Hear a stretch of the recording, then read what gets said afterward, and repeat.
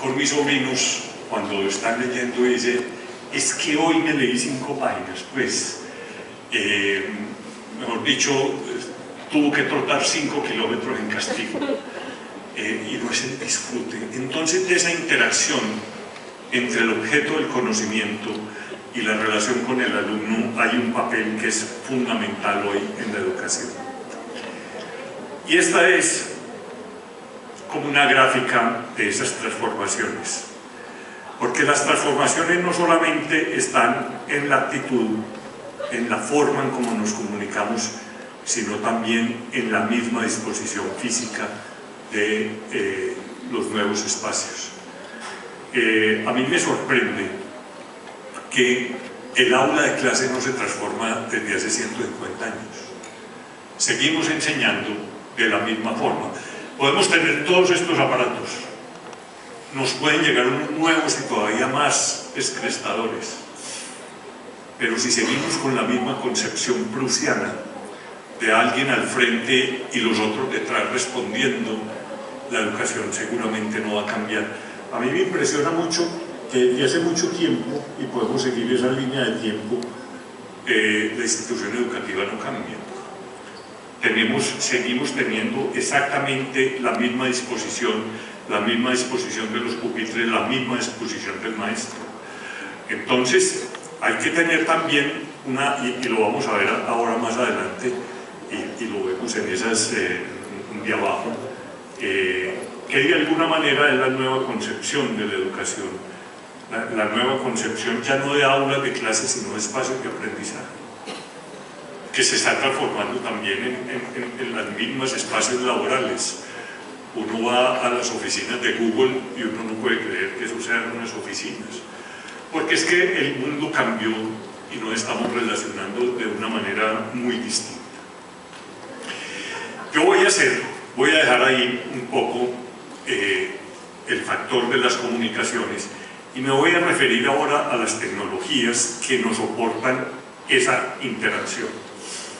Y voy a empezar con esta diapositiva que me parece que es muy motivante y muy inquietante. Realmente los soportes no han cambiado mucho. De la tableta cuneiforme a la tableta iPad, pues han pasado 4000 años, pero la función sigue siendo la misma, transmisión de información. ¿Cuándo surge la tableta cuneiforme? Cuando el hombre descubre que su memoria es finita. Y por eso es tan bonito una cosa que dice Borges.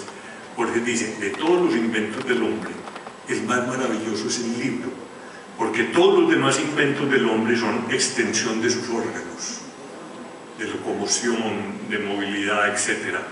Pero el libro es la extensión de la memoria y de la memoria colectiva. Solo cuando el hombre logra tener unos dispositivos técnicos y tecnológicos que le permiten ir acumulando la memoria, se hace la gran transformación de la humanidad. La humanidad empieza a progresar cuando empieza a acumular memoria colectiva y a transmitir esa memoria colectiva. Es el papel de la educación. Por ejemplo, hoy estamos en las universidades, estamos en una transición muy interesante, porque estamos en esa transición de ser instituciones que transmitimos conocimiento, es decir, que tomamos el conocimiento acumulado por la humanidad a través de los siglos y la transmitimos a las nuevas generaciones. Ahora estamos en una transformación distinta, y es decir, ya no somos solamente transmisores de conocimiento, sino que debemos ser generadores de conocimiento, porque la humanidad progresa a medida que se genera. De alguna manera, transmitir conocimiento es mantener el statu quo. Generar conocimiento es permitir el avance de la humanidad. Entonces quería traer esta diapositiva y con este texto del profesor Brunel, el gran investigador chileno, que recoge de alguna manera lo que se llama la curva de Stanford, que resume en esa frase: la humanidad se demoró 1750 años en duplicar el acervo de conocimientos. Entre la destrucción de la Biblioteca de Alejandría y el Renacimiento pasan 1750 años. Es decir, la humanidad se demora en recuperar lo que se le había perdido en ese repositorio de memoria 1750 años. Luego llega la revolución industrial, el siglo de las luces, el siglo de la razón, la revolución industrial, y la humanidad se demora 150 años en duplicar los conocimientos. Actualmente lo estamos duplicando cada 5 años, pero según Stanford, que cita Brunner, en el año 2020 la humanidad va a duplicar su acervo de conocimientos cada 72 días. Mire, yo creo que esta frase es la frase de rompimiento de nuestro papel como educadores. El papel de la educación con esto se transforma completamente.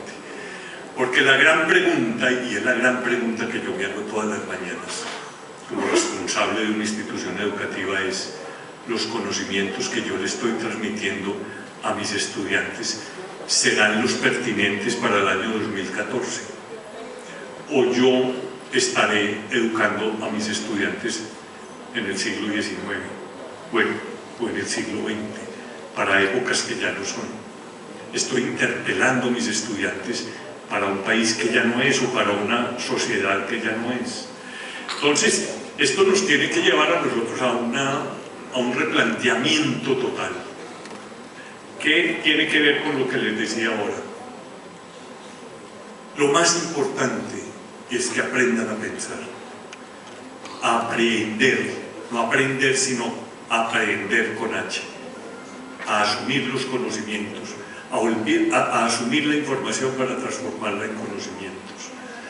Porque la otra gran cosa que nos está pasando en este momento a raíz de eso es que entonces, por ejemplo, es que las palabras dicen muchas cosas. Yo concluí mis estudios universitarios en 1975.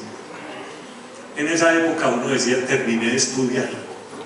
Incluso había un ritual.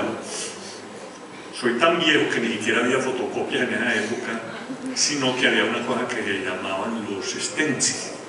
Entonces, las lecturas eran con un stencil.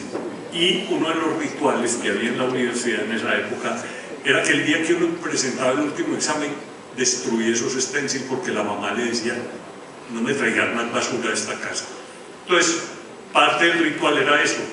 Uno ya creía que con esos conocimientos que uno había adquirido en esos 5 años de la universidad ya estaba listo para toda la vida. Entonces uno terminaba de estudiar, y esto hace 40 años. Hoy el que termine de estudiar, lo dejó el bus. Hoy el que no se esté renovando permanentemente en sus conocimientos simplemente está viviendo en una sociedad que ya no es. Eso nos va a